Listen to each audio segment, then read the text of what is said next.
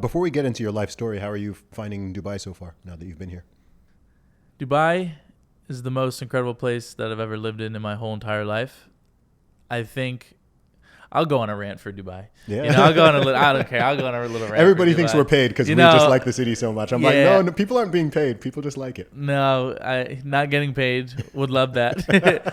But let's go down the list. I think the first thing is I built myself over the last 8 years into, I would say, my hallucination is a pretty valuable human being with the skill sets and the message and the brand and exposure, all the things.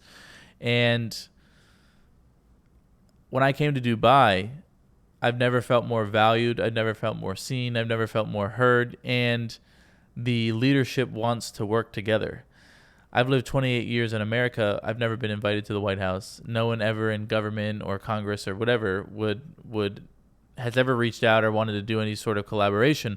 And then I'm here 5 months and I'm already doing massive collaborations with leaders or governments or big initiatives. And I don't say that to show off. I say that because you really need to understand, if the environment you're in doesn't value you, you start to question your own value. You could be an extremely incredible, valuable human being, but if the people around you don't value you, unconsciously you start to question your own value. You start to play smaller. You start to be less than. Maybe you start to get complacent. Maybe you start to go backwards. And so when you pair up a valuable person with a valuable environment, magic happens. And there's been absolute magic here. So that's the first thing. I think it's just incredible environment. The other thing on a nerdy level, let's go a little bit nerdy, is meditation, prayer. It's all the same in the sense that it's like you're taking quiet time to set intention, to reset, to recalibrate, to ground yourself. The majority of the population here prays, is it 5 times a day? 5 times a day. Yeah. 5 times a day. So whether you believe in the same God or not, whether you're praying to the same thing, the collective consciousness of Dubai and UAE is cleansing the energy 5 times a day. That's insane. Yeah. Right? For those that believe in energy and know, if you know, you know. But if you don't know, maybe you should go down a rabbit hole after this podcast and be like, this guy talked about energy. I don't really know what that means. Go down that rabbit hole. Mm-hmm. So overall consciousness and the energetic frequency of this place, it's the highest. I think it's one of the highest. The other thing is you can't flex money here. Yes, I make this point. Right? Yeah. You can't flex money here, and even if you have a Bugatti, the guy next to you has a Bugatti with the number 3. You know what I'm saying? Like, his license plate costs more than your whole family. And so it does a few things. The first thing, at least for me, it got me out of the rat race of comparison because I knew I'd never win. Mm-hmm. In a good way. Yes. Like, I got acceptance of like, all right, I'll never be a crown prince. Mm-hmm. Like, I'll never own 400 oil rigs, or I'll never own a country. Who knows, right? Mm-hmm. Maybe this is limiting beliefs, but I'm saying it's like the comparison of like trying to get to the next level. There is this level of inspiration, but there's also a level of be content. Like, enjoy where you are. I love that. Also, because you can't flex money, relationships are built off of what's your values, what's your mission, where are you going, and if the visions align, I want to help you. And then the way that the leadership runs the country, it's a mastermind. And for those that don't know what a mastermind is literally where you put brains together, you sit in a room and you talk about solutions. By the way, notice I didn't say talk about problems. You talk about solutions, innovation. Everybody can share their different perspective. No one yells. No one gets angry. And so this culture is so dialed in. And I'm on a mission to break the stigma of what most people think UAE is in Middle East and Dubai and Abu Dhabi, because this is the next level. We don't want it to get too overpopulated, though. The traffic's already pretty bad. True. Let me buy my real estate first, and then you guys move, right? But it's just like, God bless the UAE. Yeah, man. Were you surprised, being from the USA and having grown up and spent the majority of your life in the USA, were you surprised by how much you like it here? Because we come from quite different positions on that. So I'm originally from the UK, but I actually lived in Saudi Arabia for 20 years. So from age 1 to 20, I was predominantly in Saudi Arabia, although I went to the UK for boarding school and university.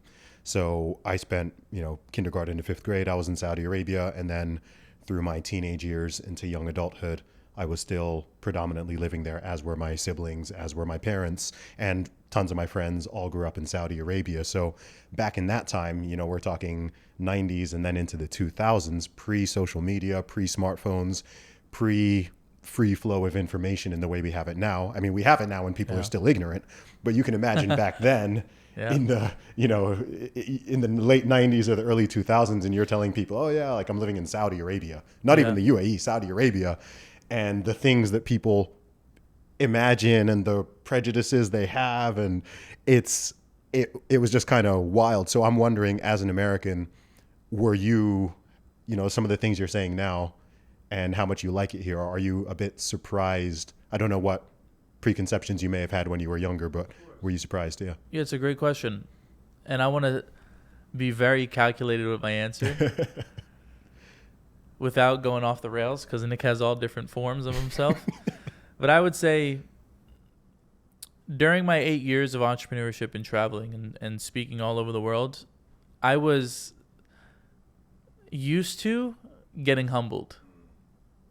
I was used to being like, this is not what they told me it was. You know, my first big example of that was Colombia.